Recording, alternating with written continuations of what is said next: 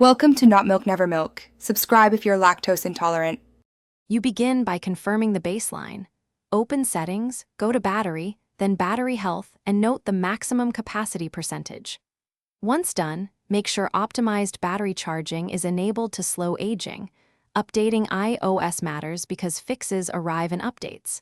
You should also take the phone off heavy charging when it's hot. Remove the case if temperature rises, because heat accelerates wear. Start charging between roughly 20% and 80% rather than constantly hitting 100%, and do this consistently. You now change daily behaviors to reduce cycles and heat. First, enable auto brightness and shorten screen timeout. On OLED iPhones, use dark mode to lower display draw. Then, make mail fetch less frequent and restrict background app refresh for high-drain apps so the CPU works less. You should also toggle off Bluetooth or Wi-Fi when not needed, reducing constant radio power.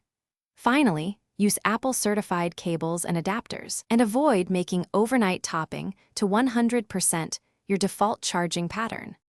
You finish by adopting long-term storage and troubleshooting plans. If you won't use the iPhone for weeks, store it around 50% charge in a cool, stable place to prevent capacity loss.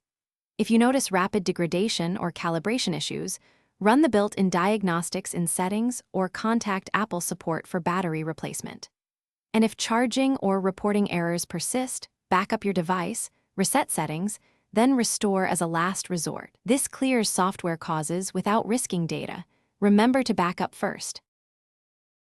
Thanks for watching. If this was helpful, leave a like and consider subscribing. See you next time.